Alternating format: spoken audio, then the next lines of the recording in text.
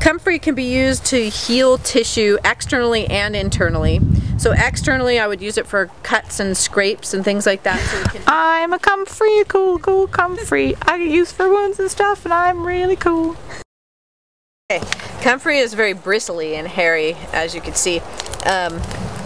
If you pick a leaf of it, you'll also see that inside it's mucilaginous, meaning it's kind of mucus-like almost. And if you rub it, you can really feel that it's slimy inside there. And that's one of the properties of Comfrey, is its mucilage is very soothing. The root can be made into a tea, or the leaves can also be made into a tea. The root is the stronger part. We're going to grate some root up and make a compress with it and use it externally, so we'll show that method. And generally anything that's high in mucilage, like this is, the slimy we were talking about, is going to be better extracted cold, because heat can actually break down those the bonds between the whatever they are. You know, if you took the leaves and you steeped them in cold water overnight and then just sipped on that tea during the day, it would help with things like ulcers or even just irritation from GERD, gastric esophageal reflux disease. So it's soothing to the tissue, but it also contains a chemical compound called allantoin, and allantoin increases cellular proliferation. So basically it stimulates cells to divide, and so you get more cell division and more new cellular growth. So when would you find that to be a helpful thing? This cut I've had for like over a week that it's just in a bad spot, and so I just started doing it. It's like, why not? Excellent. Can't hurt. So another way to do that would be to make a spit poultice, where you take some of the clean leaf there and just chew it up in your own mouth. And then you chew it up and you try to hold all of the plant juice in your mouth so you're not swallowing it, unless you have ulcers or you want to heal. But you want to spit that part and the whole leaf onto your cut, and just let it hold on. So that's the easiest poultice you can do. You can do that with plantain or, yeah, there you go. There's a simple spit poultice. Delicious. Thanks, Dominion Herbal College. Thank you, Dominion Herbal College. I'm healed.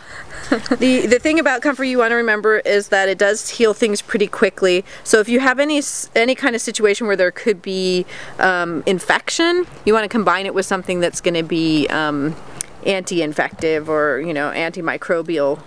So like echinacea leaves or seeds ground up, or that you don't want to do a deep or a puncture wound, because if you put a poultice on your skin where you have like a puncture wound, like a dog bite, it can actually heal over the outside of the surface of the skin so rapidly that it creates an abscess of pus underneath there and infection. And so you want to heal a wound from the inside, you know, from the deeper to the surface.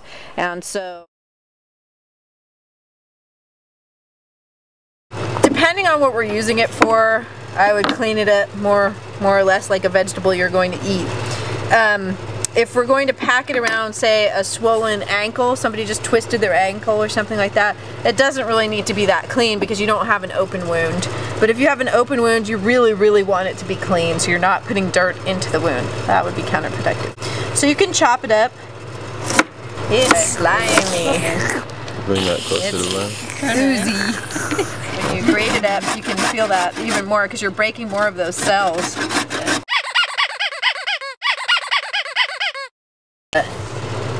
And also it oxidizes really rapidly. Look at how quickly this is turning brown, right? You want to use this fresh.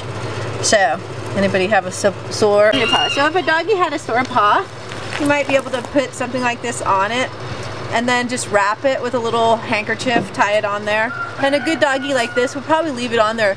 If you could leave that on for 15 or 20 minutes, that would be enough to soothe the wound. He's being very good. Hi, are you helping? Yes, you're helping. You're my demo dog. Thank you. Comfrey has a lot of life force. Pretty easy to grow. This is the crown, so that you can see there's this much root left and a couple little tiny rootlets, it looks like. So you could just stick this in the soil. It's gonna want to lie down because it's gonna be top heavy.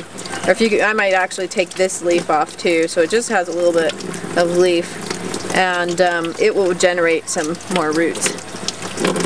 And then you can propagate it and plant it out somewhere else and have a new little Comfrey family. Yeah. I'm a Comfrey, cool Comfrey. I get used for wounds and stuff, and I'm really cool. That's about all I got.